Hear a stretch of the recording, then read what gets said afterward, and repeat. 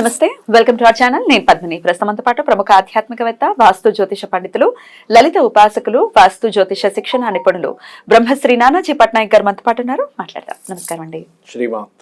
రజస్వల దోషాలు అనేది ఇవాళ ఎంత కామన్ అయిపోయిందో మనం అందరం చూస్తూనే ఉన్నాం. ప్రతి ఇంట్లో కూడా ఇంచుమించు రకరకాల పర్స్పెక్టివ్స్, ఆ పర్స్పెక్టివ్స్ గురించి కానీ వాళ్ళు చేసే తప్పని కానీ ఇక్కడ మాట్లాడటం నా ఉద్దేశం కాదు. వాళ్ళ పరిస్థితుల రీత్యా ఇంట్లో కలుపుకోవటం అనేది కామన్ గా జరుగుతోంది. కొంతమంది ఏం మాట్లాడుతున్నావు, ఇంకా ఈ 21st సెంచురీలో ఉన్నావు, ఇంకా పక్కన కూర్చోవాలా, ఇంకా ఆడదాన్ని అలా చూస్తావా ఇలా చూస్తావా అంటే వాట్ నాన్ సెన్స్ అనిపిస్తుంది. చాలా అంటే ఎంతో కొంత వాళ్ళకి రెస్ట్ ఇవ్వాలి అన్న థాట్ ప్రాసెస్ ఉంది దీంట్లో కదా. ఇలా మనం ఒక 2 వీడియోల్లో ఎప్పుడో మాట్లాడినప్పుడు ఇది కూడా వక్రీకరించి మాట్లాడిన నెటిజన్స్ లేకపోలేరు, కమెంట్స్ పెట్టారు. నేను అబ్జర్వ్ చేశాను.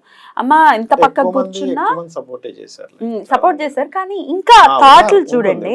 వాళ్ళ అన్న మాట ఏంటంటే, అమ్మా ఎంత పక్కకు కూర్చున్నా ఆఫీసులకి వెళ్ళక తప్పట్లేదమ్మా అంటే మానుకో, ఎవరి కోసం చేస్తున్నావు?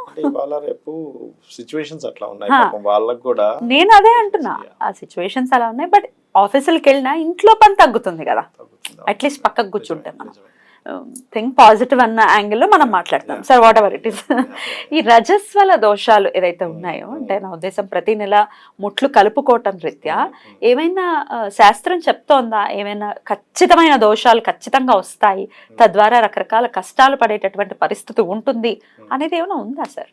దీనికి వేదంలోనే ఉందండి. ఎదురు వేదంలో చాలా స్పష్టంగా చెప్పడం జరిగింది దీని గురించి.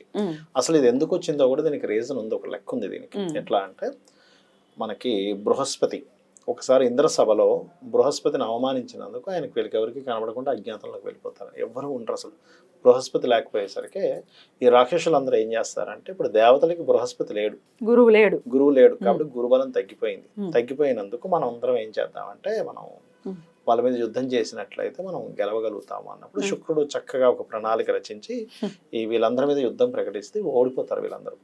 అయ్యో మరి అట్లాగే ఇట్లా ఓడిపోయాం, మన గురువు లేకపోవడంలో ఓడిపోయాం అన్నప్పుడు బ్రహ్మ దగ్గరికి వెళ్తే బ్రహ్మ ఒక సలహా ఇస్తాడు. సరే ఇప్పుడు గురువు లేడు కదా, ప్రస్తుతానికి విశ్వవసు అని ఒక అతను ఉంటాడు, అతను గురువుగా స్వీకరించండి, త్వష్ట ప్రజాపతి యొక్క కొడుకు.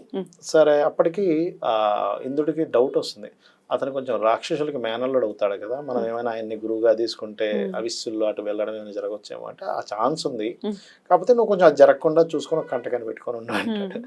వీళ్ళు అనుమానించినట్టుగానే ఆయనకి పాపం మూడు ముఖాలు ఉంటాయి అతనికి. సురాపానం ఒక ముఖంతోనేమో ఇట్లా 3 ముఖాలు అన్నం తినడం ఇట్లా చేస్తాడు 3 ముఖాలతో.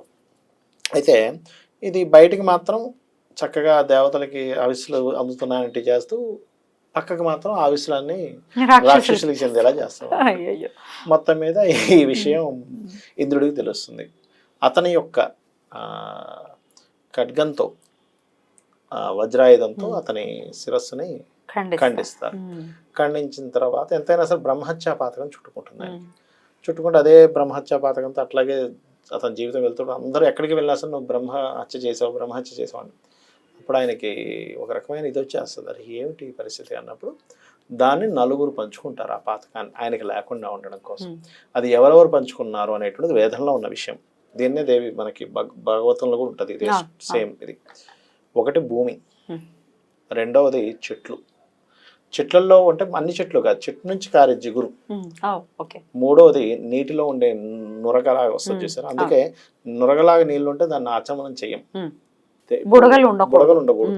అంటే మనం వాటర్ వేసుకున్నాం, అందులో నొరగలాగా అట్లా కనబడింది, దాన్ని తీసేసేయాలి, అలాగే చేయకూడదు ఆచమనం. 4వది స్త్రీలు ఎప్పుడు స్త్రీకి ఈ యొక్క రజస్వల దోషం వచ్చినప్పుడు అది బ్రహ్మహత్యాపాతం కింద చెప్తారు, అందుకే ఇది. అయితే భూమిలో కూడా ఏది పంట పండనటువంటి భూమి యజ్ఞానికి పనికిరాదు అంటారు. అందుకే అంటే పంట పండనటువంటి భూమి ఏదైతే ఉందో అక్కడ యజ్ఞానికి పనికిరాదు కాబట్టి అది బ్రహ్మహత్యాపాతకం ఉంది కాబట్టి అక్కడ మీరు అందుకే చూడండి, మనకి సీతాదేవి అతను మన జనక మహారాజు తవ్విస్తుంటాడు ఆ యజ్ఞం చేద్దామని, అంటే అక్కడ భూమిలో పంట పండితేనే యజ్ఞం చేయాలని. అప్పుడే సీతాదేవి దొరుకుతుంది, మనకి లభిస్తుంది, అక్కడ అమ్మవారు దర్శనం అవుతుంది, అక్కడ తీసుకెళ్తాడు. అలా ఏంటంటే ఈ 4 దోషాలు, అంటే ఈ నలుగురు పంచుకున్నారు కాబట్టి భూమి, జిగురు, చెట్టు నుంచి వచ్చే జిగురు, నీళ్ళలో ఉండేటువంటి నురుగు, స్త్రీ యొక్క ఈ సమయంలో వచ్చేటువంటి, అందుకే బ్రహ్మహత్యా పాతకం దానికి ఉంది కాబట్టి ప్రత్యేకంగా ఆవిడ్ని ఆ 3 రోజులు రెస్ట్ తీసుకోమంటారు. అంటే దీనివల్ల ఎవరికి నష్టము? నీ వంశానికి నష్టం. ఇప్పుడు నువ్వు అదే చేత్తో వెళ్ళి వంట వండావు, అదే దాంతో వెళ్ళి దానివల్ల ఈమెకి నష్టమే, హెల్త్ ఇష్యూస్ వస్తాయి. బ్రహ్మహత్యా పాతకం ఉన్నప్పుడు నువ్వు వెళ్ళి వంట వండావు, హెల్త్ ఎవరికి వస్తుంది? స్త్రీకి వస్తుంది హెల్త్ ఇష్యూ. ఆ పాతకంలో ఉన్నప్పుడు ఆ వంట వండి వేరే వాళ్ళు పంచిపెట్టావు, ఎవరికి ఇబ్బంది? నీ పిల్లలకేగా, పిల్లలనే కదా. నువ్వు పాడు చేస్తుంది ఎవరిని? ఏదైతే తల్లి పిల్లలు బాగుండాలని కోరుకుంటుందో తెలియకుండానే పిల్లలు పాడైపోయే ఇది జరుగుతుంది తెలియకుండా. అప్పుడు మరి ఏ తల్లి, అప్పుడు తల్లికి ఉండాల్సిన నియమం ఏంటమ్మా? ఇది పాటించాలి కదా ఖచ్చితంగా, అవునా కదా? అందుకని ఈ నియమాలు చెప్పారు. అయితే ఈ నియమాల్లో కూడా శాస్త్రంలో చెప్పినటువంటి యాజ్ ఇట్ ఈస్ గా చెప్తాను నేను మీకు. 3 రోజులు కూడా ఆవిడ్ని చక్కగా రెస్ట్ తీసుకోమని చెప్పారు ఇంట్లో. అంతకుమించి ఏం లేదు. రెస్ట్ తీసుకొని ఆవిడ వంట చేయకూడదు, పూజ గదికి వెళ్ళకూడదు, ఇంట్లో చక్కగా కిందన కూర్చోమని చెప్పారు. కుర్చీలో కూడా కూర్చోవద్దని చెప్పారు. సీరియస్ గా చెప్తున్నా. సరే మోకాలు నొప్పులు ఉన్నాయి, కిందన కూర్చోలేము, అలాంటప్పుడు కూర్చోవచ్చు. అనారోగ్యంతో ఉంటే దట్ ఈస్ డిఫరెంట్ కేస్, పర్వాలేదు. అలాగే చాలా మంది ఏమనుకుంటారంటే ఏముందండి అవతల వ్యక్తిని ముట్టుకోకూడదు అన్నారు, కర్రతో ముట్టుకుంటా పొలతో ముట్టుకుంటా అంటారు. అసలు అలా కూడా ముట్టుకోవద్దని చెప్పింది శాస్త్రం. ఇంకోటి ఏంటంటే ఒక రజస్వల అయినటువంటి అమ్మాయి ఇంకొక రజస్వల అమ్మాయిని కూడా ముట్టుకోకూడదు. అవును, ఇద్దరు ఆడపిల్లలు ఉంటే సెపరేట్ రూమ్స్ లో కూర్చోబెడతారు. ముట్టు కలవకూడదు అంటారు. ముట్టు కలవకూడదు, పర్టికులర్ గా కలవకూడదు. అలాగే మరొక విషయం ఏంటంటే అసలు ఇంకా శాస్త్రంలో చెప్తే పడిపోతారు. 3 రోజులు స్నానం చేయొద్దని చెప్పింది శాస్త్రం. అవునా? చెప్పిందమ్మా. నడవట్లేదు, హైజీన్ ఉండాలి అని అనుకున్నప్పుడు స్నానం చేయొద్దని చెప్తుంది ఆ 3 రోజులు కూడా. అదే విధంగా ఇప్పుడు సహజంగా ఏంటి 3 రోజులు కాకుండా 5 రోజులు అవుతుంది సాధారణంగా. 5వ రోజు కొంతమందికి స్నానం చేసినప్పటికి కూడా వస్తుంది, 6-7 days అవుతాయి. మరి అలాంటప్పుడు ఏమిటి అంటే శాస్త్రంలో చెప్పింది ఏమిటంటే మీకు 6వ రోజు 7వ రోజు కూడా జరిగితే కనుక ఇంట్లో పనులు చేసుకోవచ్చు, కానీ దేవతా సంబంధించినవి పితృ సంబంధించిన కార్యాల జోలికి వెళ్ళొద్దు అని చెప్పింది చాలా స్పష్టంగా. ఓకే. అలాగే మరి కొంతమందికి ఇప్పుడు అయ్యి మళ్ళీ 15-16 రోజులు 17 రోజులు వచ్చేస్తుంది మళ్ళీ. అలాంటప్పుడు 17 రోజులు వస్తే కనుక కేవలం స్నానం చేస్తే సరిపోతుంది, దోషం లేదని చెప్పింది శాస్త్రం. 18వ రోజు వచ్చింది అనుకోండి, అప్పుడు 1 రోజు స్నానంతో సరిపోతుందని చెప్పింది. 19వ రోజే వచ్చింది, డేట్ అయిన 19వ రోజుకే వచ్చింది, 2 రోజులు స్నానంతో సరిపోతుందని చెప్పింది శాస్త్రం. కానీ 19వ రోజు దాటితే మాత్రం మళ్ళీ 3 రోజుల నియమమే మనం పాటించాలి, కన్సిడర్ చేయాలి. అలాగే మరి కొంతమందికి ఒక రకమైన అనారోగ్యం ఉంటే ఎప్పటికప్పుడు వస్తూనే ఉంటుంది, అలాంటి వాళ్ళకి పెద్దగా మనం దాన్ని తీసుకోకూడదని చెప్పింది. అది అనారోగ్యం కిందకి చేయాలి, కానీ దాన్ని ఈ రకంగా తీసుకోకూడదని చెప్పింది శాస్త్రం. చాలా స్పష్టంగా చెప్పింది ఈ విషయాన్ని. ఓకే. అలాగే మరొకటి ఏంటంటే ఇక్కడ ఈ రజస్వల సంబంధించినటువంటిది మనం మామూలుగా ఇప్పుడు చూడండి సర్పదోషాలు అంటుంటాం చూసారా. మనకి సర్పదోషాలు ఎట్లా వస్తాయి అనుకుంటున్నారు? మనం ఏమనుకుంటాం, పోయినంలో పాముని చంపాము, ఎక్కడ పాములు ఆడనా నువ్వు చంపడానికి ఫస్ట్. ఇప్పుడు నెక్స్ట్ జనరేషన్ పుట్టడం, మరి వాడు కూడా సర్పదోషంతో పడుతున్నారు. ఇలాంటి దోషాలు చేయడం ద్వారానే సర్పదోషాలతో ఇంట్లో ఇలా కలిపేసుకోవడం వల్లే జరుగుతుంది. సర్పదోషాలు కూడా ఏర్పడతాయి, హెల్త్ ఇష్యూస్ కాదు. ఫస్ట్ ఆఫ్ ఆల్ ఈ నియమాలు ఎందుకు పెట్టారంటే ఇంటిలో స్త్రీ బాగుండాలి, ఎప్పుడు కూడా స్త్రీ ఆరోగ్యంగా ఉండాలి. స్త్రీ ఆరోగ్యంగా ఉంటే ఇల్లు బాగుంటుంది. అంతే కదా. ఆవిడకి తొందరగా అనారోగ్యం వచ్చే సూచన ఉంటుంది దీనివల్ల. ఇది కలుపుకోవడం వల్ల ఏంటంటే ఎవరు ఫస్ట్ మంచాన పడతారు, తొందరగా హెల్త్ ఇష్యూస్ ఎవరికి వస్తాయంటే వీటి వల్ల వస్తాయి.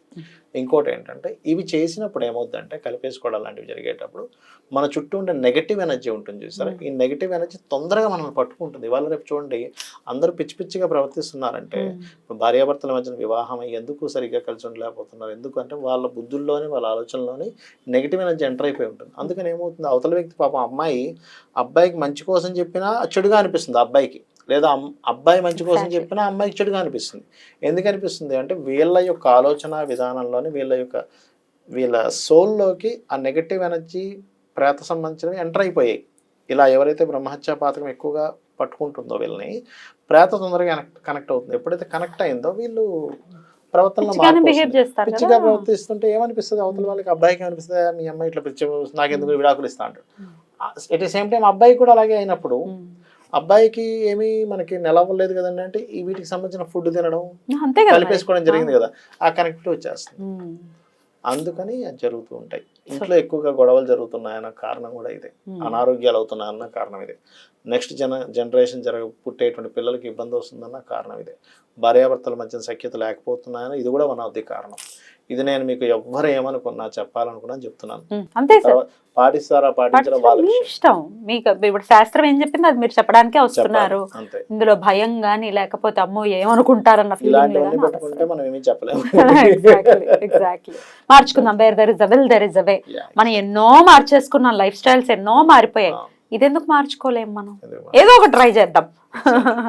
రైట్ సార్, అద్భుతంగా వివరించారు సార్. పెద్దవాళ్ళు చెప్పారు అంటే అది 100% ఇంకా వేదంలో ఉందమ్మా, పెద్దోళ్ళనే కాదు, వేదంలో ఎదుర్వేదంలో ఉన్నటువంటి అంశము. కావాలంటే మీరు వేదంలోకి వెళ్ళొచ్చు. వేదం మనకి ప్రామాణికం. అందుకే కదా అది వేదం చెప్పిందనే కదా పెద్దవాళ్ళు మనకు చెప్పారు, బాబు ఇది చేయండి ఇది చేయండి. పిచ్చోళ్ళు అయి చెప్పలేదు కదా, మనం ఫాలో చేద్దాం, కష్టాల నుంచి బయటపడదాం. రైట్ సార్, ఇంకొక ప్రశ్న సార్. రజస్వల అయిన ఫస్ట్ టైం అయినప్పుడు పెద్ద మనిషి అయిన డేట్ ఉంటుంది కదా, డేట్ ఎగ్జాక్ట్ టైం ఖచ్చితంగా అది ఆస్ట్రాలజీకి ఉపయోగపడుతుందా? అంటే కొంతవరకు ఉపయోగపడుతుంది. వాళ్ళ జాతకమే మారిపోదు. కొంచెం ఏంటంటే ఎట్లా ఉంటుంది అంటే ఇప్పుడు వాళ్ళ జాతకంలో దోషాలు ఉన్నాయి, అయిన సమయం బట్టి కొంచెం వాళ్ళకి పాజిటివ్ జరిగే ఛాన్స్ ఉంటుంది ఒకటి. రెండవది అయిన సమయాన్ని బట్టి ఈ అమ్మాయి ఎటువంటి జాగ్రత్తలు తీసుకోవాలో చెప్తుంది. నోట్ చేసుకొని కొంచెం అంటే ఏ వస్త్రం మీద అయింది, ఏ రోజు అయిందని తీసుకుంటారు. తీసుకొని దానికి సంబంధించిన దానము పూజ చేసుకుంటారు. కలర్ వస్త్రం రంగు ఏమిటి అని చెప్పి చూస్తారు. అట్లా అందుకే సర్వసాధారణంగా ఒక వయసు వచ్చిన ఆడపిల్లకి లేత కలర్లే వేస్తారండి, లైట్ కలర్స్ వేస్తారు. ఎక్కువ డార్క్ కలర్స్ వేయరు. బ్లాక్, బ్లూ ఇలాంటివి వేయరు. ఒక ఏజ్ వచ్చాక 12 years దాటినప్పటి 14 years మధ్యలో అవుతారు సర్వసాధారణంగా. అలాంటప్పుడు ఏం చేస్తారంటే ఎక్కువ డార్క్ కలర్స్ వేయరు, ఎక్కువ రెడ్, బ్లూ లాంటివి వేయరు, బ్లాక్ లాంటివి వేయరు. కొంచెం greenish colours, light white colours ఇవి ఎక్కువ వేస్తారు. ఎందుకంటే వైట్ కలర్స్ వేయడం రెండు ఉపయోగాలు. అమ్మాయికి తెలియదు అయినట్టుగా, వీళ్ళు చూసి వెంటనే కనిపెట్టొచ్చు ఒకటి. రెండవది ఏంటంటే లైట్ కలర్స్ మీద కనుక అయితే మంచిది అనేటువంటి భావంతో, వాళ్ళ లైఫ్ బాగుంటది అనే భావంతో అలా చేస్తారు. సార్, ఇది ప్రేక్షకులకి ఉపయోగపడుతుంది అన్న ఉద్దేశంతో అడుగుతున్నాను సార్ ఈ ప్రశ్న. పీరియడ్స్ టైంలో భార్యాభర్తలు కలవటం అనేది ఎట్లా చూడొచ్చు? ఆధునికులు అయితే కలవచ్చని చెప్తున్నారు కానీ శాస్త్రం మాత్రం కలవద్దని చెప్పింది. మాంసాహారం కూడా భుజించొద్దని చెప్పింది. రజస్వల సమయంలో స్వీకరించకూడదు, కలవకూడదు. కలవడం వల్ల ఏమవుతుందంటే కొన్ని హెల్త్ ఇష్యూస్ వస్తాయని చెప్తుంది శాస్త్రం. ఆయుర్వేదం కూడా అదే చెప్తుంది. ఆయుర్వేదము వేదము అయితే ఆ విషయాన్ని ఏకీభవించలేదు. ఇంకా మీరు కలుస్తారంటే వాళ్ళ ఇష్టం. భర్త తేజస్సు కూడా క్షీణిస్తుంది అనే మాట విన్నాను. ఖచ్చితంగా క్షీణిస్తున్నాం. తేజస్సు క్షీణిస్తే ఇంకేమిటి, కుటుంబం ఎలా వృద్ధిలో పుణ్యం ఖర్చు అయిపోతుంది. ఏం లేదు, ఇలాంటి వాటి వల్ల ఏమవుతుందంటే మనం పూజ చేసాం, దానికి రావాలి మన ప్రయత్నపూర్వకంగా మనం బయట పడచ్చు. మన చేతుల్లో ఉండేటటువంటి పనులే కాబట్టి బయటపడేటటువంటి ప్రయత్నం చేయండి. సహృదయంతో అర్థం చేసుకోండి, ఇది చెప్పేది మీ మంచి కోసమే.